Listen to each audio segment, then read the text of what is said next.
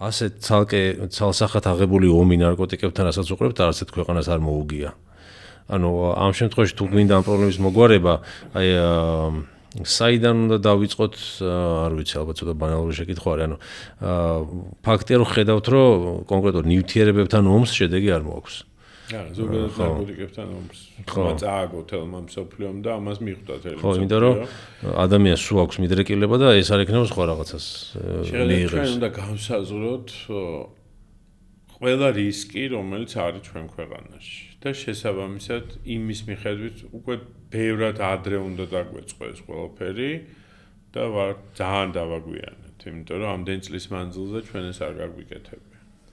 ეხლა აღმოჩნდით რეალობაში, როცა უნდა დავიწყოთ, მაგრამ არ ვიცით რითი დავიწყოთ და რა გავაკეთოთ, იმიტომ რომ იმ გარემოს ვერ ვცვლით, იმიტომ რომ ეს გარემო მაინც სოციალური ეკონომიკური გარემო. ხო, ეს გარემო მაინც ტოქსიური რჩება. 30 წელი ვიჭერთ ამ ხალხს უშვებ ციხეში. არ მოიტანა შედეგი. მაგრამ საზოგადოება დღეს თვლის, რომ უნდა ავგზავნოთ ყველა ნარკოტიკი. კი ბატონო. გადასარევი იდეა და გადასარევად ჟღერს და მეც ძალიან და აი თქვენ რა გეშველებათ პროფესია მოვნახავ მე დავალ კაცო ეგერ მას რა ქვია. რაღაცას ვიზამ. პოდკასტებს ჩავწერ. ავგზავნოთ. როცა ვეკითხებით ადამიანებს, რომლებიც გადაწყვეტილების მიმღებები არიან, აი როგორ უნდა ავგზავნოთ?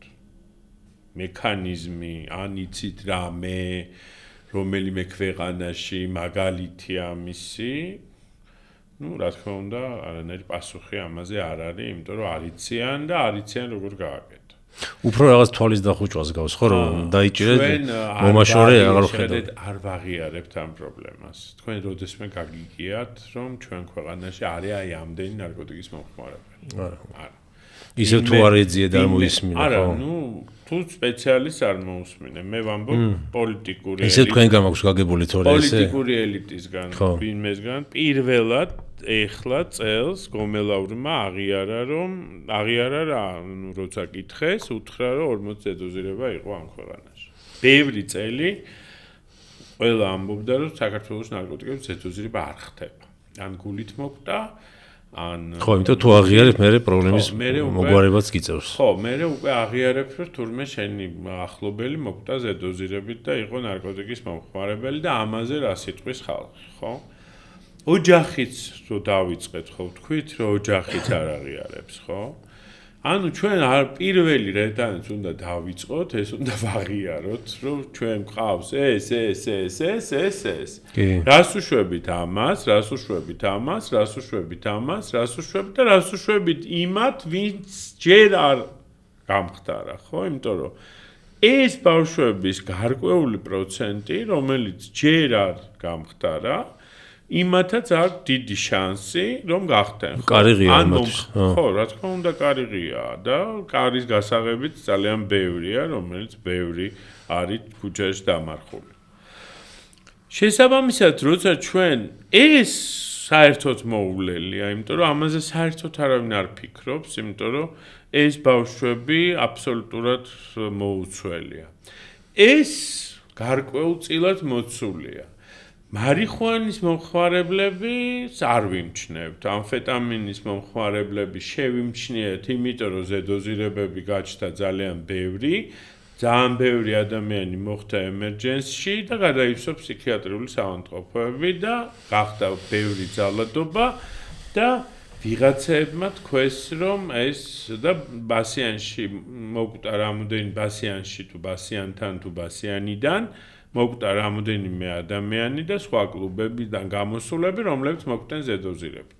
ანუ ეს დავინახეთ, მაგრამ ამას ვებრძვით პარაკლისით, ან იმითი, რა ქვია, ვეძახით სატანებს, ვეძახით რა ვიცი, ყველაფერს რაც შეიძლება. ხო, ჩვენ არ ვიცვლებით, გვინდა რომ ისინი შეიცვალონ, ხო, ჩვენ არ ვიცვლებით. თავია ამათმა ესენ. ჩვენი საზოგადოების დაკვეთა არის დავსაჯოთ, ავგრძალოთ და არ იყოს ამ ქვეყანაში ნარკოტიკის მომხმარებელი. გავამკაცროთ კანონი ჩვენ ქვეყანაში არის ყველაზე მკაცრი, რომელიც არის მსოფლიოში. რუსეთშიც კი უფრო ნაკლები სიმკაცრეა და ბელორუსშიც კი უფრო ნაკლები სიმკაცრეა რეპრესიასთან. ერთ ფილიპინები არის უფრო კუჩაში ესვრიან ხო? კუჩაში რო კლავენ.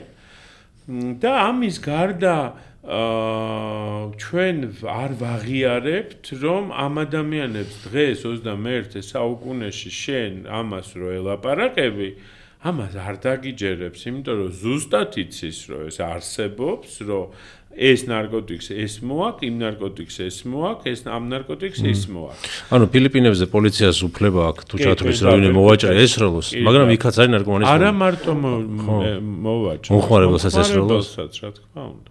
მაგრამ შედეგი მაინც არა, შედეგი ყველაზე მეტი მოხმარება აქვს. ერთ-ერთი ქვეყანა, სადაც ყველაზე მეტი მოხმარება. სადაც არის რეპრესიული ნარკოპოლიტიკა, იქ არის ყოველთვის მეტი მოხმარება. და უფრო დაბალხარისხიანი ნარკოტიკი. რა თქმა უნდა, უფრო დაბალხარისხიანი, უფრო ტოქსიური და უფრო იაფასიანი, იმიტომ რომ რაც უფრო მეტი იქნება მომხმარებელი, აი რატო შემოვიდა ამ პერიოდში იაფასიანი, აი ნულოვანი ტოლერანტობის დროს, ხო? ხო, მე ბიომახსოვს გამოკვეთილად ჩემ გარშემო გაჩნდა ყველამ დაიწყო ლაპარაკი, რომ Amazon-დან გამოიწერდა ჩამოდიოდა. იმიტომ რომ მან მარკეტინგული აი ზუსტად მასზე დაიწყო ამ ახალი ფსიქოაქტიური ნივთიერებების შემოსვლა, ხო? მარკეტინგულად დაიწყეს ძალიან კარგი მარკეტინგი და უკეთესი ალტერნატივა არ იყო. მარიხუანას თუ შეიძლება დავარქოთ უკეთესი ალტერნატივა. ის რო გაქრა, იმის სურვილით მე ის გაჩნდა, ხო? ანუ მარიხუანის ზოგადად ხელოვნური ნარკოტიკი ყველა გაჩნდა მაშინ, როცა ბუნებრივი ნარკოტიკის ანუ არ ითესება ამდენი მარიხუანა რა. ანუ არ არის პროსტა ფიზიკურად არ არის. და შესაბამისად ვერ დააკმაყოფილებს იმ მოთხოვნილებას, რომელიც დღეს არის ამ ამსტერდამში დღეს მარიხუანა ჩამოაქვს კანადიდან. იმიტომ რომ ვერ შოულობენ. ანუ იმიტომ რომ კანადაში არის რაღაც ტრამალები, სადაც ამას ცდიან. ხო. და დღეს რუსეთმა გადაწყვიტა კანაფის გაშენება, იმიტომ რომ მოთხოვნა არის ძალიან მაღალი. არა მარტო მოხმარების, არამედ სამედიცინო კანაფთან დაკავშირებით გაჩნდა უზარმაზარი მოთხოვნა და ბიოლოგიურად სუფთა ნივთიერებების დღეს მოპოვება ძალიან რთულია, იმიტომ რომ იმიტო გაჩნდა დღეს ანუ ის მარიხუანაც რომელიც იზრდება, ისიც არის გიბრიდები, რომლებიც არის დიდი რაოდენობით ტეტრაჰიდროკანაბინოლი ამ ნივთიერებებში, თუ არის ჩვეულებრივი მარიხუანაში 15-20% ტეტრაჰიდროკანაბინოლი, იქ არის 80 დისტილატებში 80-90%-მდე ადის, რომელიც ძალიან ტოქსიურია და იწვევს ძალიან მძიმე, ასე ვთქვათ, შედეგებს. იმიტომ რომ ეს ბაზარი მოკლეს ზოგადად, ანუ არავინ მაგრამ კანადა მიხვდა ხო, რომ აი ამ ყავს ეს ამდენი მომხმარებელი კაცო, რაღაცო იყიდოს ამან